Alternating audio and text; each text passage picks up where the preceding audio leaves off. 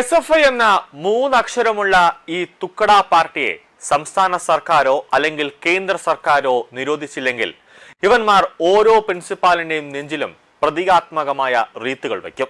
BLM Kerala Tamil Nadu Pondicherry കോളേജുകളിൽ പോലും ഇവർ ആക്രമകാരികളായി പെരുമാറുന്നത് ഉന്നത വിദ്യാഭ്യാസ മേഖലയെ മുച്ചിഷ്ടം ഇവർ തകർത്ത് തരിപ്പണമാക്കിയിരിക്കുകയാണ്.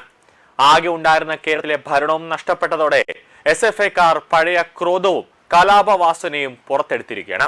കോളേജുകളിൽ അധ്യാപകരെ ആക്രമിക്കാനും വിദ്യാർത്ഥികളെ കൊല്ലാനും പോലീസ് ഉദ്യോഗസ്ഥരെ ഭീഷണിപ്പെടുത്താനുമൊക്കെയാണ് SFI എന്ന പാർട്ടി ഉള്ളത്. പോലീസ് ഉദ്യോഗസ്ഥരോട് ഭീഷണിയൊക്കെ മുടക്കുമ്പോൾ നിങ്ങൾ, അതായത് SFI പ്രവർത്തകർ, ഒരു കാര്യം വിചാരിക്കണം.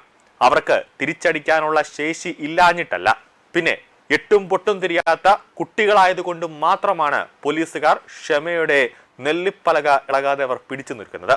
അവർ അത് കൊച്ചു കുട്ടികളാണ് എന്നുള്ള ഒരു പരിഗണന നിങ്ങൾക്ക് തരുന്നത് കൊണ്ടാണ് അവർ കൂടുതലായിട്ടൊന്നും ശക്തമായ നടപടികളിലേക്ക് പോകാത്തത്.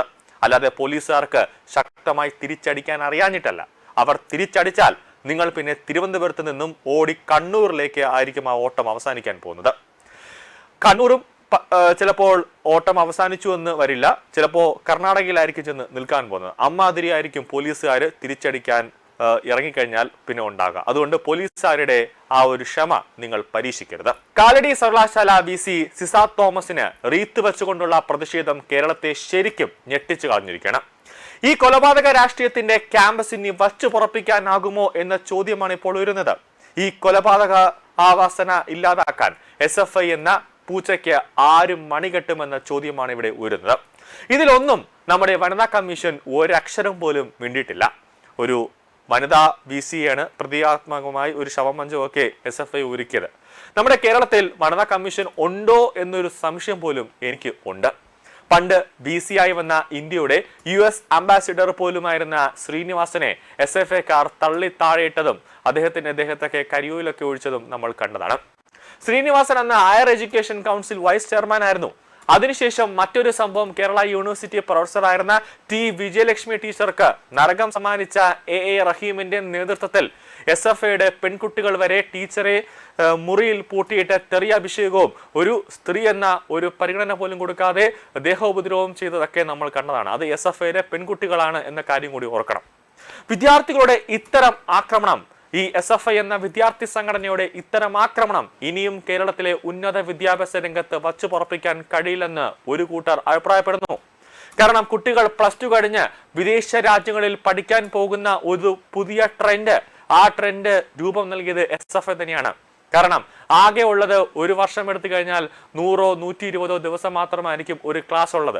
അതിൽ പകുതി ദിവസവും വിദ്യാഭ്യാസ സമരവുമായി SFI കൊടിയും പിടിച്ച് പുറത്തേക്ക് ഇറങ്ങുമ്പോൾ വിദ്യാർത്ഥികൾക്ക് പഠിക്കാനുള്ള ഒരു അവസരം കലാലയങ്ങളില്ല. പിന്നെ സിലബസുകളാണ് എടുത്ത് നോക്കിക്കഴിഞ്ഞാൽ പരിതാപകരം. കാണാതെ പഠിച്ച് പരീക്ഷാ പേപ്പറിൽ എഴുതി വെക്കുന്ന ഒരവസ്ഥ. ഒരു തരത്തിലുമുള്ള പ്രാക്ടിക്കൽ നമ്മുടെ യൂണിവേഴ്സിറ്റികളിൽ ഇല്ല എന്നുള്ളത് ഏറ്റവും പ്രധാനമാണ്. പ്രാക്ടിക്കൽ അറിയാവുന്ന, പ്രാക്ടിക്കൽ നോളജ് ഉള്ള അധ്യാപകരാണെങ്കിലോ വളരെ ചുരുക്കമാണ്. പുതിയ ട്രെൻഡിനെ തടഞ്ഞു നിർത്തണമെങ്കിൽ, അതായത് വിദ്യാർത്ഥികൾ വിദേശത്തേക്ക് പോകുന്ന ആ ഒരു ട്രെൻഡിനെ തടഞ്ഞു നിർത്തണമെങ്കിൽ കേരളത്തിലെ വിദ്യാഭ്യാസം ഇനിയും സമര കുലുഷിതമായി കൂടാ. പഠനത്തിൽ കൂടുതൽ ശ്രദ്ധ പതിപ്പിക്കുന്ന കുട്ടികളും പഠന നിലവാരം ഉയർത്താനുള്ള സർക്കാർ ശ്രമങ്ങളും അനിവാര്യമാണ്. കാലടി സർവകലാശാലയിലെ SFI സമരത്തെ എന്തായാലും ഉന്നത വിദ്യാഭ്യാസ മന്ത്രി റോജി M ജോൺ തള്ളി പറഞ്ഞിരിക്കുകയാണ്.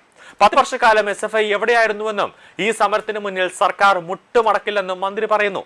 തന്നെയും സിൻഡിക്കേറ്റ് അംഗങ്ങളെയും കയ്യേറ്റം ചെയ്യാനാണ് SFI പ്രവർത്തകർ ശ്രമിച്ചതെന്നും ആ ഒരു പരിഹാരം നടപ്പാക്കാൻ സമരക്കാർ അനുവദിക്കില്ലെന്നും VC സിസാത്ത് തോമസും പ്രതികരിച്ചിട്ടുണ്ട്.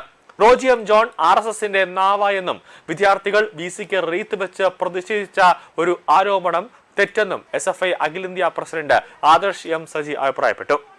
സർവകലാശാലയിൽ പഠിപ്പിക്കാൻ അധ്യാപകരില്ല, കുടിവെള്ളം പോലും മലിനമാകുന്നു, ഗ്രാന്റുകൾ അനുവദിക്കുന്നതിലും കാലതാമസം തുടങ്ങിയ വിഷയങ്ങൾ ഉയർത്തിയാണ് 25 ദിവസമായി സർവകലാശാലയ്ക്കുള്ളിൽ SFI നടത്തിയ സമരത്തിന്റെ മാനം മാറിയത്. ഇന്നലെയായിരുന്നു VCക്ക് റീത്ത് വെച്ച SFI നടപടിക്കെതിരെ പൊതുജനരോക്ഷം ആളിക്കത്താൻ തുടങ്ങിയതോടെ SFI നേതാക്കൾ ഒരു കാൽ പിന്നോട്ട് വെച്ചിട്ടുണ്ട്. VCക്ക് റീത്ത് വെച്ചു എന്ന പ്രചാരണം SFI പൂർണ്ണമായി തള്ളിക്കളയുകയാണ്.